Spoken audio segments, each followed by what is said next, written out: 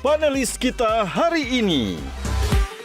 Mahkota ini tuh menyempurnakan fisik atau menyempurnakan moral kalian? Lebih jahat mana? Lebih kejam mana? Juri atau komentar netizen? Apa betul sih di backstage itu persaingan antar tim, apalagi kalau sudah masuk internasional, itu sangat berat. Bahkan kadang-kadang baju unggulan tuh harus disembunyikan karena takut terjadi sesuatu pada baju tersebut. Yang menjadikan arti dari mahkota itu adalah kita yang menggunakan itu. The skill unlock itu justru membuat kita menjadi seseorang yang baru, dan bukan seseorang yang baru sih, sebenarnya seseorang yang lebih baik dari sebelumnya. Ketika kita dimahkotain, itu ada sedikit kayak, bukan beban ya, tapi kayak motivasi. Jangan sampai dimahkotain terus nothing change gitu. Terima kasih untuk Monica, Harasta, dan juga Kevin. Thank you so much. Dan langsung saja kita ini ingin mengobarkan semangat kecantikan dari dalam dan luar melalui kalian. Satu kata yang menggambarkan diri Kevin apa? Kalau boleh digambarkan. Satu kata yang menggambarkan sosok Kevin. Oke, modest kali ya. Kalau Harasta? Kalau aku, maybe confident. Confident. Kalau Monica? Warna-warni. Warna-warni. Maknanya apa? Kenapa warna-warni? Karena menurut saya sih diri saya itu bukan cuma satu sosok aja. Saya itu punya banyak sekali warna, banyak sekali personality in a good way, dan juga punya banyak karakteristik. Menyesuaikan dengan tempatnya. Jadi warna-warni. Warna-warni. Kalau Harasta? Kalau aku tuh dimanapun aku berdiri, aku tuh selalu bisa percaya diri, dan aku merasa aku bisa kayak dimana aku berpijak di situ kayak peribahasa, kayak dimana bumi dipijak itu langit dijunjung, kayak dimanapun aku berada, aku tuh selalu bisa memancarkan kayak confidential aku dan bisa meraih semua orang kayak you need to be yourself and you need to be confident also gitu. Aku tuh seneng banget kayak mengencourage teman-temanku juga untuk kayak ya udah nggak apa-apa, percaya diri aja, nggak ada orang yang tahu. Misal kita lagi di atas panggung terus kayak aduh tadi salah, nggak apa-apa, yang tahu cuman pelatih sama kamu doang. Jadi kayak percaya diri aja. Kalau Kevin?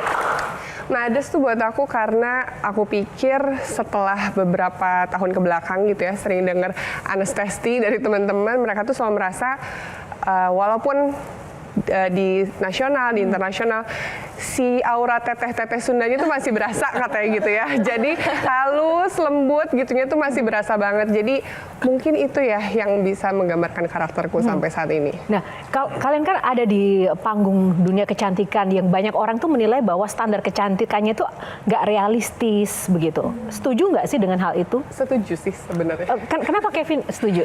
Soalnya aku pernah merasakan di panel juri juga 2 tahun di Putri Indonesia, di Miss Internasional.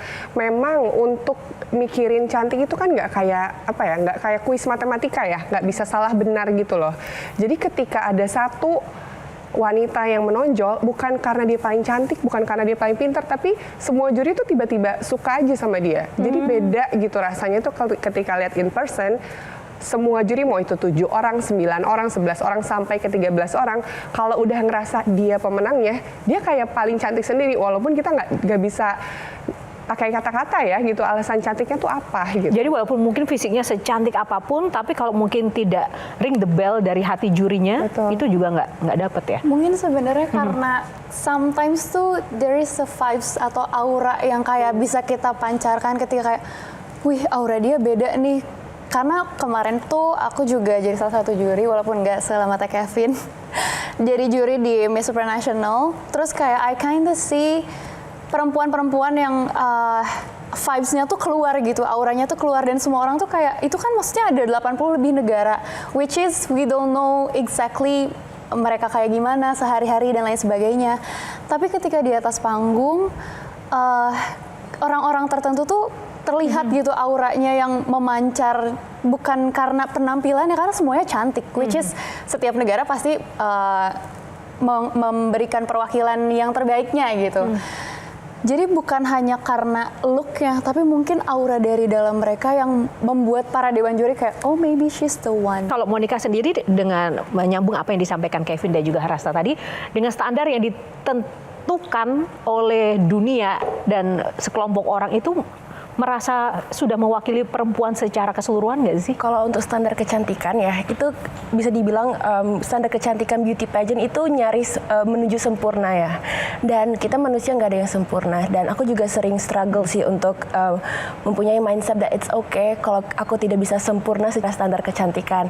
Cuman ya balik lagi seperti yang udah disebutin tadi ya, emang kalau kecantikan itu dari dalam itu ntar ada vibes-nya, ada auranya. Kak Yohana, sebelumnya saya pengen apresiasi dulu acaramu dan tim Q&A ini. Kalau misalkan hari ini proses syuting ini dikabarkan kepada pageant lovers, misalkan H-2, kebayang di depan studio udah ribuan atau mungkin ratusan orang. Oh. So, aku pengen apresiasi acara Thank ini you. karena menggabungkan beberapa acara atau mungkin pageant besar di Indonesia. Dan ini kayaknya jarang-jarang ya bertemu langsung ya? Ya nggak sih? Jarang, benar. Ya, I think Benar so, ya? ya. Dan Jarang ini ya? kayaknya Lintas adalah pageant. sebuah momen yang sangat langka. Thank you, Kak Robi. Iya, Tepuk tangan buat luar Kak biasa. Robi. Keren.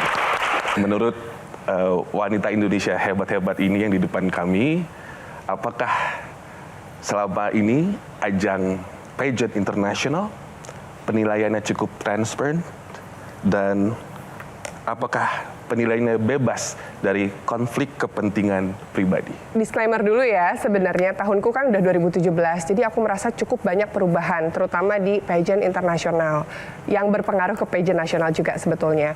Nah, karena aku sendiri tadi pernah merasakan di kursi juri seperti apa, jadi memang tidak pernah merasakan sih sebetulnya ada kecurangan-kecurangan tertentu ya.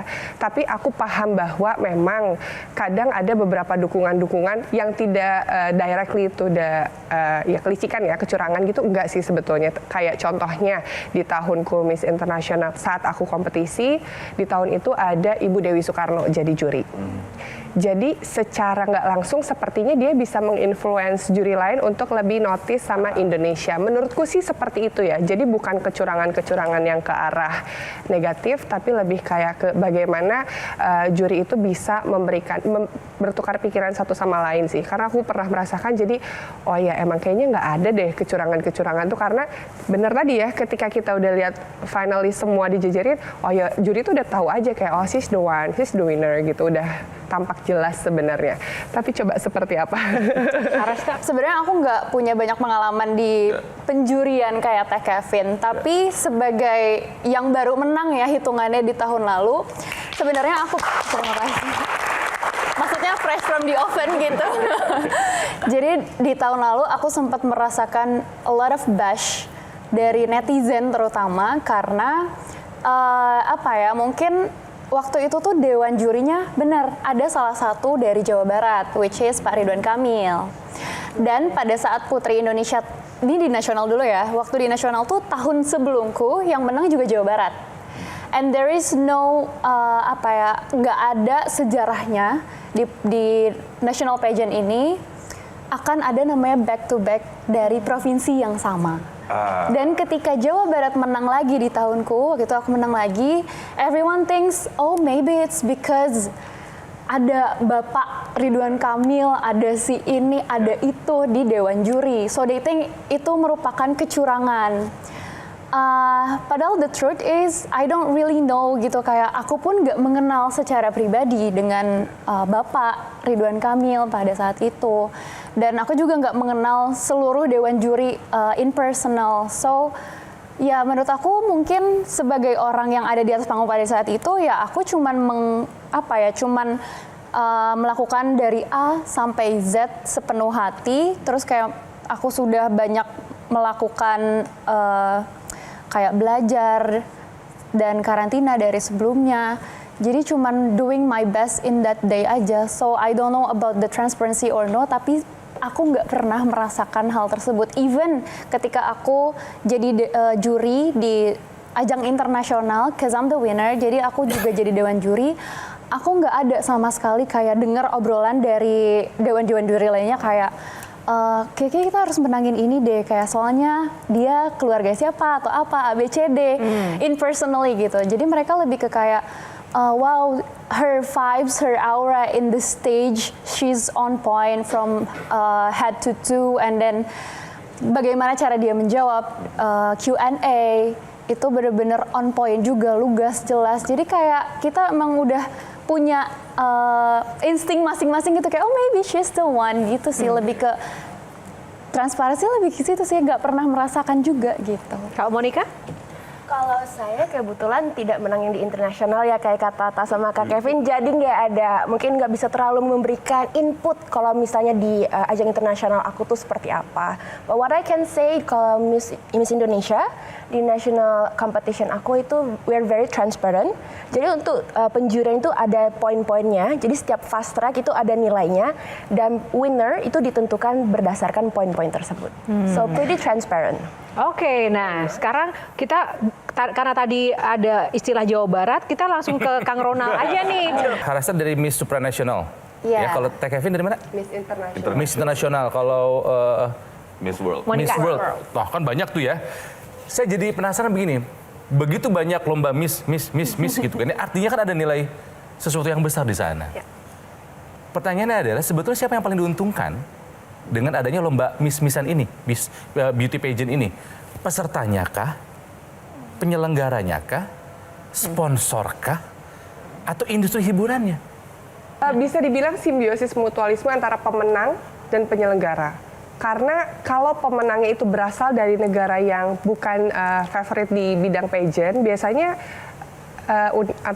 organisasinya juga agak bisa dibilang mohon maaf anyep ya gitu, ya redup. Tapi kalau misalnya yang menangnya itu dari negara-negara favorit pageant, biasanya organisasinya itu naik banget sih. Kayak waktu di Indonesia, pemenang pertama dari Indonesia di ajang internasional, itu ajangnya langsung naik banget, hits banget di Indonesia. Gitu. Jadi pesertanya dapat keuntungan, penyelenggaranya juga dapat. Pemenangnya sih. Pemenang itu artinya dalam artian personalnya atau personalnya. Ya, karena dia dapat platform yang bisa membesarkan nama dia. 1 tahun tuh ibaratnya dikasih kegiatan yang bisa buat portofolio dia lah ibaratnya ya. Itu baik untuk dia menaikkan value dia segala macam. Nah, cuma sayangnya kalau tadi datang pemenangnya bukan dari negara yang favorit di dunia pageant, kayak kalau sepak bola kan ada negara-negara yang menonjol tuh, pageant juga ada negara-negara yang menonjol. Kalau muncul dari negara yang tidak menonjol, biasanya supportnya tuh nggak maksimal dari masyarakatnya. Indonesia termasuk yang menonjol atau tidak? Menonjol. Yang menonjol. Anda akan memilih menjadi menteri apa dan mengapa? Terima kasih atas pertanyaannya Kak Robi. 60 detik dari sekarang. Yang saya janjikan adalah Download Metro TV Extend sekarang.